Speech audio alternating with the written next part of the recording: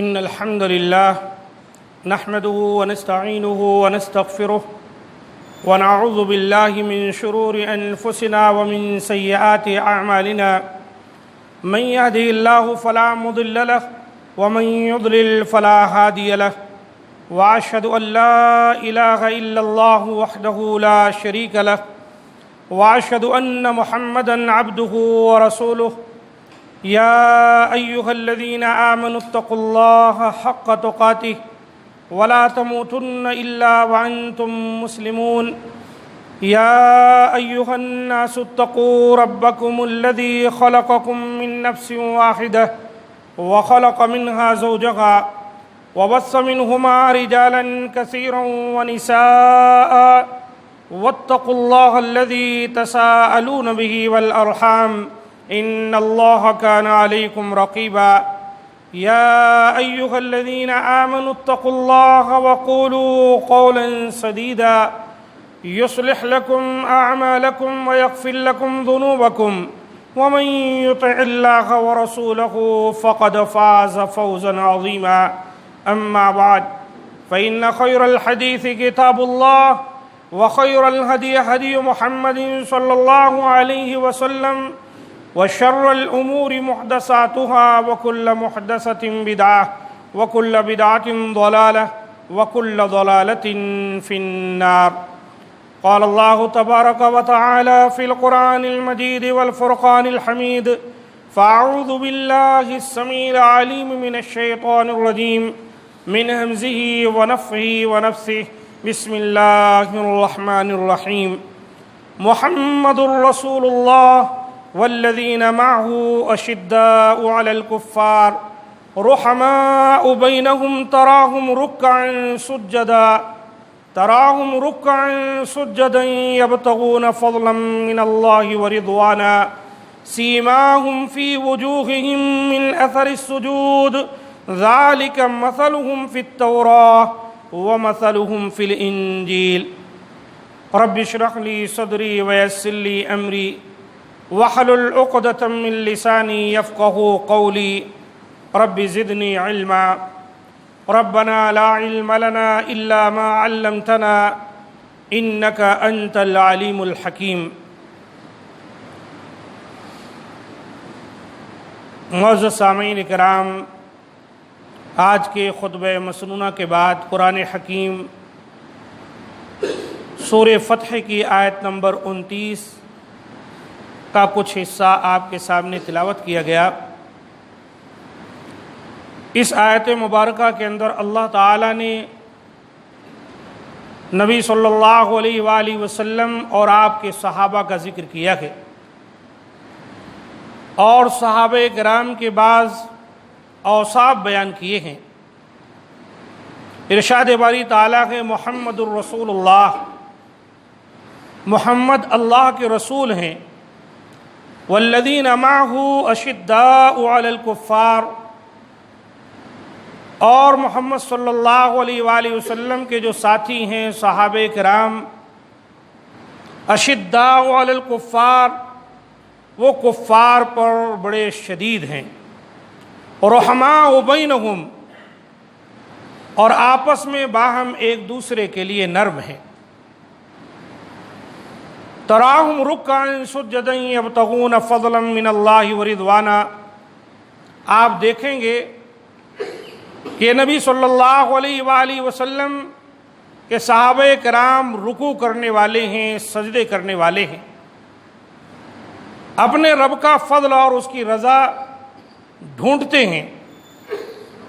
اللہ تعالیٰ نے ان کی شناخت بیان کرتے ہوئے فرمایا کہ ذالک مثلہم فی التوراہ ومثلہم فی الانجیل، ان کی یہی شکل و صورت، ان کے یہی اوصاف حمیدہ اور ان کی یہی صفتیں اللہ تعالیٰ نے تورات میں بھی ذکر کی ہیں اور انجیل میں بھی ذکر کی۔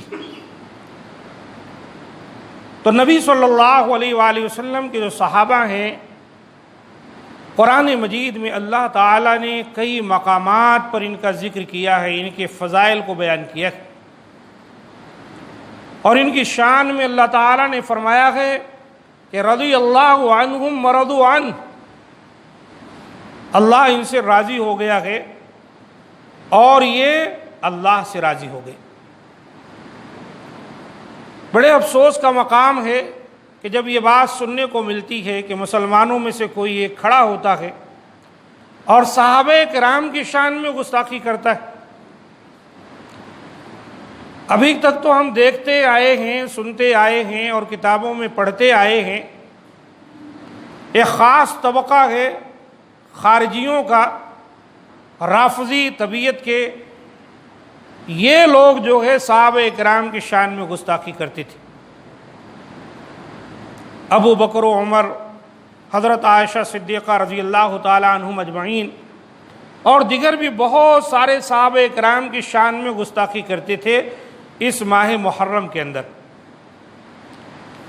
لیکن اب دیکھنے میں یہ آ رہا ہے کہ بعض وہ لوگ جو اپنے آپ کو اہل السنہ والجماعہ سے بتاتے ہیں اور علمی خانوادے سے تعلق بھی رکھتے ہیں،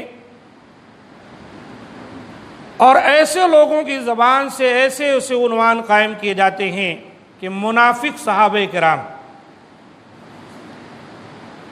اور on line us per speech دی جاتی ہے، گویا کہ صحابہ کرام کی جو صداقت ہے اس کو مشکوک کرنے کی کوشش کی جاتی ہے۔ نبی صلی اللہ علیہ وآلہ وسلم پر جب قرآن نازل ہوا، سب سے پہلے جو مخاطبین تھے وہ صحابہ کرام تھے۔ انہوں نے نبی صلی اللہ علیہ وسلم سے سیکھا اور اس پر عمل کیا، اور آپ کی وفات کے بعد انہوں نے ساری دنیا میں نبی صلی اللہ علیہ وسلم کے پیغام کو پہنچایا۔ ان کا بہت بڑا مقام ہے۔ ان کی شان میں گستاخی کرنے سے نبی صلی اللہ علیہ وآلہ وسلم نے واضح طور پر منع کیا ہے۔ آپ نے فرمایا لا تسبوا اصحابی، میرے صحابہ کو برا بھلا مت کہو۔ کیوں؟ اگر تم میں کا کوئی احد پہاڑ کے برابر سونا صدقہ کر دے، خیرات کر دے، فلو ان احدکم انفق مثل احد ذهبا، معمولی نہیں بلکہ پہاڑ جو ہے سونے کا خرچ کر دے، ما بلغ مد احدہم ولا نصیفہ، تو اس کا سونے کا پہاڑ خرچ کرنا صحابہ کرام کے ایک مد یا آدھے مد کے برابر بھی نہیں ہو سکتا۔ یہ بہت بڑی فضیلت ہے جو نبی صلی اللہ علیہ وسلم نے بیان فرمائی، اور روکا اپنی امت کو کہ ان کی شان میں گستاخی کی جائے۔ اور پھر یہ کہ اگر کوئی یہ کہتا ہے کہ صحابہ کرام اور پھر کہتا ہے کہ منافقین، تو یہ دونوں باتیں یکجا جمع نہیں ہو سکتی۔ یا تو وہ صحابی ہوگا اور یا تو پھر وہ منافق ہوگا، یہ دونوں الگ الگ چیزیں ہیں۔ اگر وہ منافق ہوگا تو نبی معظم صلی اللہ علیہ وآلہ وسلم کے صحابہ کرام کی فہرست میں اس کا نام نہیں آئے گا، بالکلیہ نکال دیا جائے گا۔ اور اگر وہ صحابی رسول ہوگا تو پھر اس کا شمار آپ منافقین میں نہیں کر سکتے۔ قرآن مجید کی آپ تلاوت کریں، سورہ بقرہ پارہ الف لام میم آپ کھولیں، سب سے پہلے 1-2 رکوع تک اللہ تعالیٰ نے 3 کیٹیگری کے لوگوں کا ذکر کیا ہے۔ سب سے پہلے مومنین کا تذکرہ کیا گیا، پھر کافروں کا تذکرہ کیا گیا، اور پھر منافقین کی ایک بڑی فہرست بتلائی گئی۔ پتہ چلا کہ منافقین کا الگ اللہ تعالیٰ نے تذکرہ کیا ہے، یہ صحابہ کرام کے فہرست میں نہیں آ سکتے ہیں۔ صحابہ کرام کی فہرست میں جن کا ذکر اللہ تعالیٰ نے کیا، ان کے تعلق سے فرمایا اولئک علی ھدی من ربہم واولئک ھم المفلحون، یہ اپنے پروردگار کی طرف سے ہدایت پر ہیں اور یہ فلاح پانے والے۔ اور منافقین کا جہاں اللہ تعالیٰ نے ذکر کیا اور ان کے صفات کا تذکرہ کیا، وہاں اللہ تعالیٰ نے طرح طرح کے عذاب کا ذکر کیا۔ اور یہی صورتحال کافروں کی۔ تو یہ جو عنوان قائم کیا جاتا ہے کہ صحابہ کرام میں منافق صحابہ کرام، یہ دراصل امت کو منتشر کرنے کی ایک سازش ہے، یا دشمنان اسلام جو ہیں ان کا کارندہ بن کر مسلمانوں کے درمیان صحابہ کرام کا جو مقام ہے، جو ان کی منزلت ہے، اس کو گرانے کی ایک کوشش ہے۔ اللہ تعالی ہم تمام کو محفوظ رکھے، کیونکہ دین حق ہم کو اور آپ کو صحابہ کرام کے ذریعے سے پہنچا ہے۔ صحابہ کرام کی مرویات، ان کی احادیث جو انہوں نے نقل کی ہیں، حدیث کی کتابوں میں موجود ہیں۔ اب اگر کسی صحابی کو داغدار کر دیا جائے اور اس کو بدنام کر دیا جائے، تو پھر اس کا نام لے کر جو حدیث بیان کی جائے گی، مسلمانوں کے درمیان ایک شک پیدا ہوگا، یہ تو ایسے تھے ویسے تھے، نعوذ باللہ من ذالک۔ تو کسی صاحب نے یہ عنوان قائم کیا اور بڑے دھڑلے سے آن لائن انہوں نے خطاب کیا، اور پھر صحابہ کرام میں سے حضرت امیر معاویہ رضی اللہ تعالی عنہ کو اور دیگر بہت سے صحابہ کرام کو طعن و تشنیع کا نشانہ بنایا۔ یہ بہت بڑی گستاخی ہے اور نبی صلی اللہ علیہ وآلہ وسلم کے فرامین کی مخالفت ہے، جس میں آپ نے فرمایا لا تسبوا اصحابی، میرے صحابہ کو برا بھلا مت کہنا۔ ہر نبی کو اللہ تعالیٰ نے چند ساتھی اور حواری عطا فرمائے جو اس کی مدد و معاونت کرتے ہیں اور اس کے بعد اس کے دین کا پرچار کرتے ہیں، تبلیغ کرتے ہیں۔ ایسے ہی اللہ تعالیٰ نے اپنے پاک پیغمبر جناب محمد صلی اللہ علیہ وآلہ وسلم کو ساتھی، حواری، صحابہ کرام کی شکل میں عطا فرمائے، جو محمد کریم صلی اللہ علیہ وسلم کے بعد ساری کائنات میں اعلیٰ و افضل مقام والے ہیں۔ اللہ رب العزت نے انہیں اولئک حزب اللہ کہا، یعنی یہ میرا گروہ ہے، اللہ کا گروہ ہے، اور اسی گروہ کو کامیابی، کامرانی اور رب کی رضامندی کے سرٹیفکیٹ ملے ہیں۔ قرآن مجید کا آپ مطالعہ کریں، دیکھیں گے۔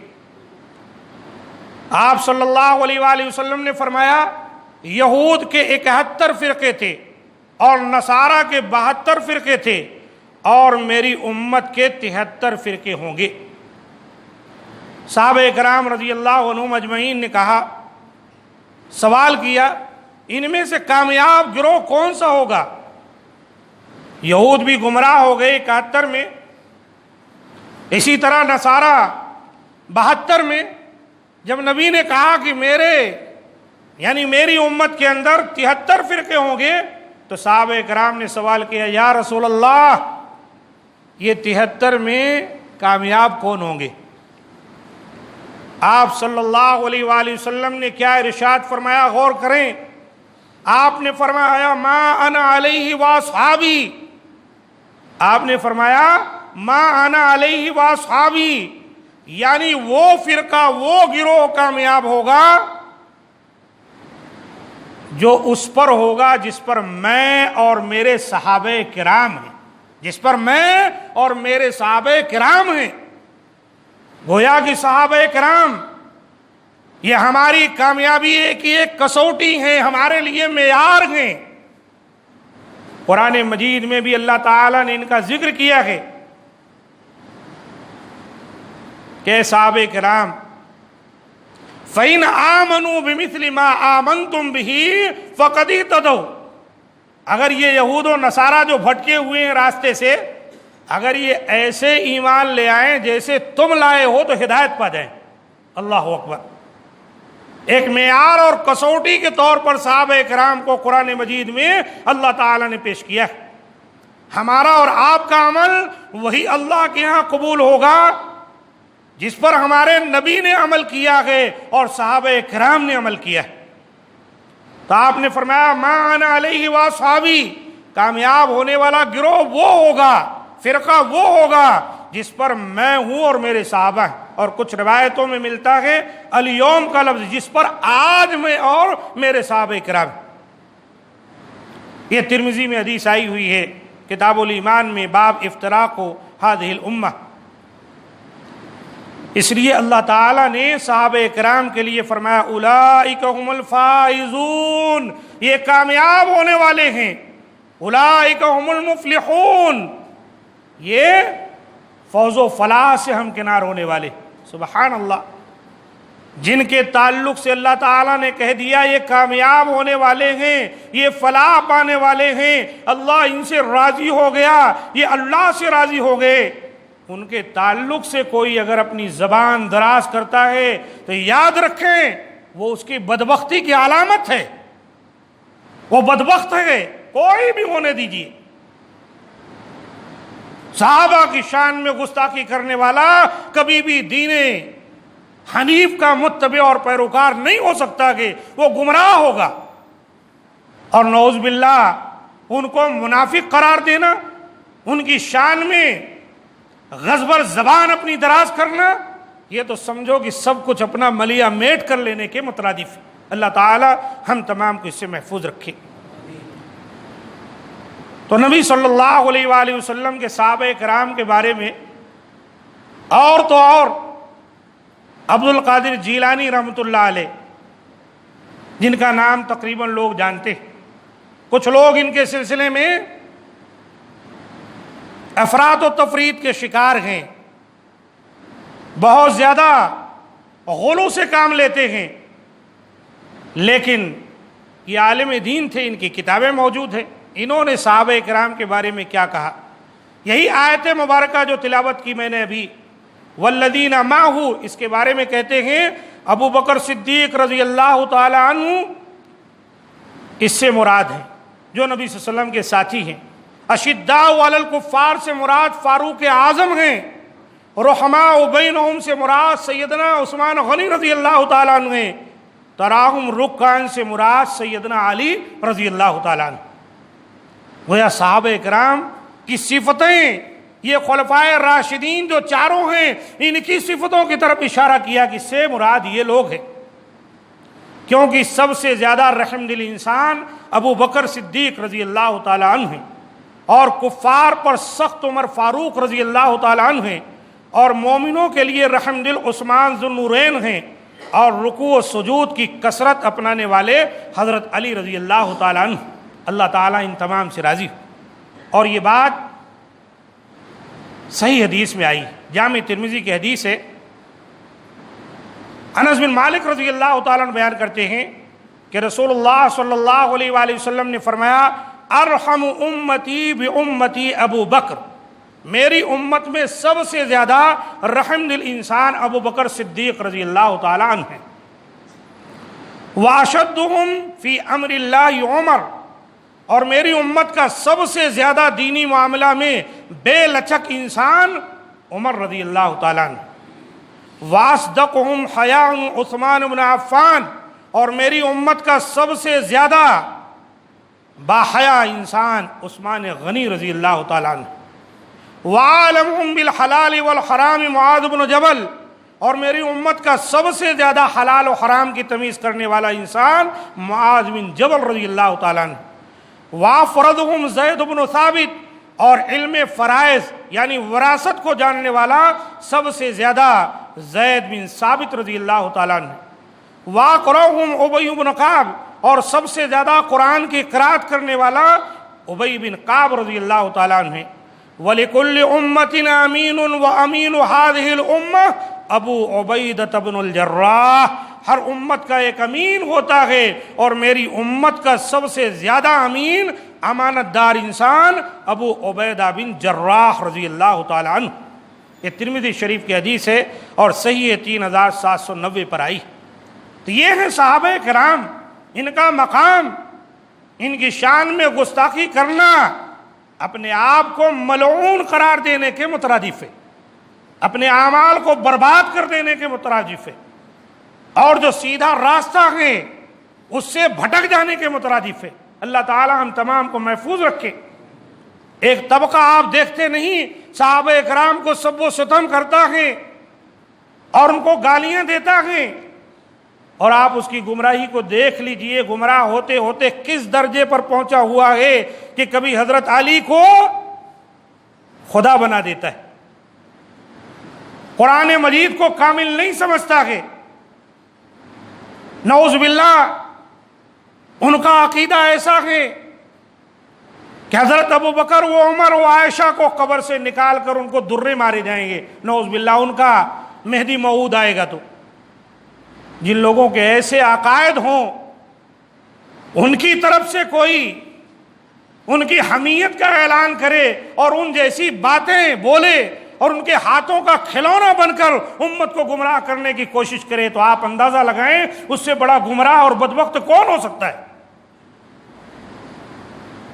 اس لیے عزیز ساتھیوں، بہت ضرورت ہے اور انتہائی ضروری ہے ہمارے لیے کہ ہم قرآن و سنت کو سمجھیں اور قرآن و سنت کے ذریعے اپنے عقائد و اعمال اور اسلام کی صحیح تاریخ اور صحابہ کرام کا مقام، اپنے نبی کا مقام، اپنا دین اسلام، اپنے رب کو خوب اچھی طرح سمجھیں بھی اور لوگوں کو سمجھائیں بھی اور اپنی آل اولاد کو اس کی تعلیم بھی دیں، ورنہ جو یہ گمراہی اور فتنے کی آندھی چلی ہوئی ہے، ہم اس میں بہہ جائیں گے، اڑ جائیں گے تنکوں کی طرح، کیونکہ گھر گھر تک ایسی باتیں پہنچائی جا رہی۔ اگر ہمارے پاس پہلے سے مضبوط علم نہ ہوگا تو پھر ہمارے لیے گمراہی یقینی۔ اللہ تعالی ہم تمام کو محفوظ رکھے اور جو باتیں بیان کی گئیں مولا کریم اس کو سمجھنے اور ایسی ہی باتوں پر ڈٹے رہنے کی توفیق دے اور ہمیں گمراہی سے اللہ تعالی محفوظ رکھے اور صحابہ کرام کی عزت و احترام کرنے والا بنائے اور ان کی شان میں گستاخی کرنے سے اللہ تعالی ہمیں اور آپ کو محفوظ رکھے۔ مولا کریم ہم میں سے جو بیمار ہیں انہیں شفاء کاملہ عطا فرمائے۔ مولا کریم جلد از جلد اس بیماری کو ہم سے دور فرمائے۔ مسلمانوں کی عزت و آبرو، ان کے خون اور ان کے اموال کی اللہ تعالی حفاظت فرمائے۔ ہم تمام کو قرآن و سنت پر عمل کرنے کی توفیق دے، ہمارے گناہوں کو بخش دے، ہمارے حال پر رحم فرمائے کہ یقیناً وہی رحم و کرم کرنے والا ہے۔ سبحان ربک رب العزت عما یصفون وسلام علی المرسلین والحمد للہ رب العالمین۔